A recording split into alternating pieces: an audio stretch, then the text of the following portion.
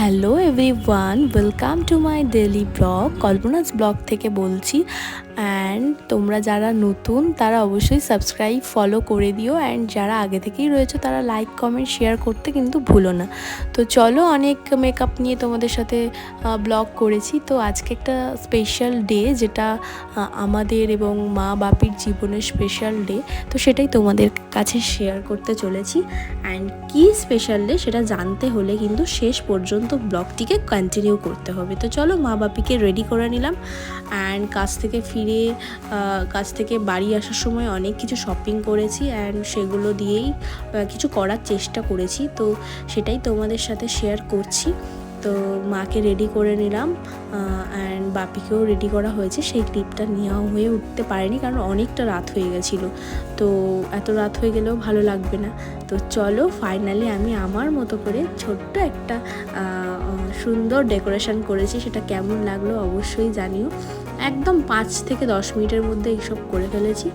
And সবাই বাইরে দাঁড়িয়ে আছে, আমি ভিতরে। তো মা বাপিকে দেখলেই বোঝা যাবে ওরা কতটা খুশি হয়েছে এবং ওদেরকে কতটা হ্যাপি করতে পেরেছি জানি না, বাট আমার মনে হয়েছিল যে ওরা ভীষণ খুশি হয়েছে। তো চলো, ফাইনালি আমরা সারপ্রাইজটা দিয়েই দিয়েছি। এই যে আমার টেপি বুড়ি, আমার বেস্ট ফ্রেন্ড, অ্যান্ড এই আমার ফ্যামিলি, আর এই যে আমি চলে এসেছি। তো একটা ফ্যামিলি ফটো তো বানতা হে না। তো যাই হোক, তো কেক কাটিং শুরু হবে। তো আমি একটা কেক এনেছিলাম। তো আমি ভেবেছিলাম যে কেকটা সবার পছন্দ হবে কিনা জানি না, তবু নিজের মতো করে, আমার খুব ফেভারিট কেকটা, তো মা বাপির ফেভারিট কিনা জানতাম না, তো তাও এনেছিলাম। তো সবাই খেয়ে বলেছিল ভীষণ ভালো। তো কেকটা আমি মিয়ামোর থেকে এনেছিলাম।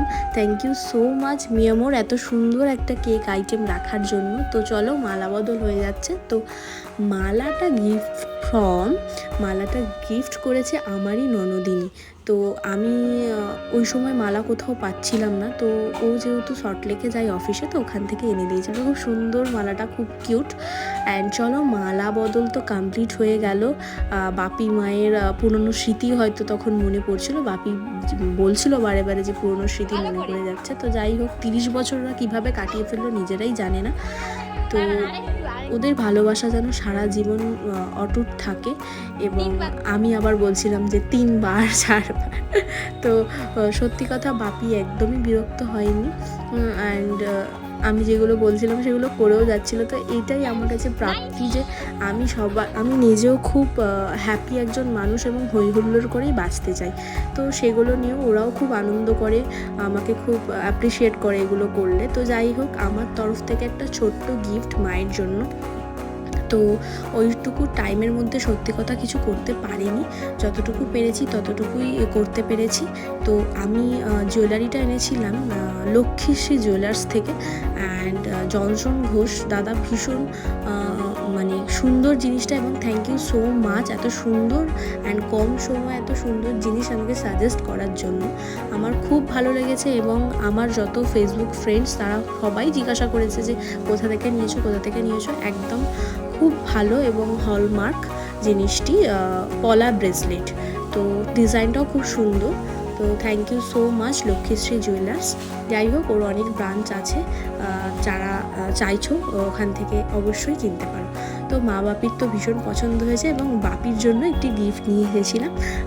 তো দুজন খুব খুব খুশি, এবং দুজনের আশীর্বাদ যেন সারা জীবন এইভাবে আমার মাথায় থাকে। এইভাবে যেন প্রত্যেকটা ছোট ছোট জিনিস সেলিব্রেট করে সবাইকে ভালো রাখতে পারি, এটাই হচ্ছে আমার জীবনের মূল উদ্দেশ্য। এবং আমি সবাইকে খুব ভালো রাখতে চাই। আমার তরফ থেকে হয়তো হতেই পারে কোনো ভুল ভ্রান্তি। তো মা বাপি, তোমাদের কাছ থেকে মানে ক্ষমা প্রাপ্তি যদি কোনো ভুল ত্রুটি হয়ে থাকে। অ্যান্ড এই আমার হ্যাপি ফ্যামিলি, সবাই খুব উইশ করো যেন এইভাবেই আমরা সারা জীবন হ্যাপি থাকতে পারি। এবং আমি খুব হইহুল্লোড়ে মানুষ, এবং হইহুল্লোড় করে বাঁচতে চাই। তো অনেকের মতে লোক দেখানো, আমি সব কিছুই তোমাদের সাথে শেয়ার করি, তাই এটাও শেয়ার করছি। অ্যান্ড অনেকের মতে হাতে রাখার জন্য, একদমই নয়, ভালো বাঁচতে জানি, ভালো রাখতে পারি। তো চলো, বাই বাই সবাইকে, খুব ভালো থেকো, সুস্থ থেকো। দেখা হচ্ছে নেক্সট ব্লগে।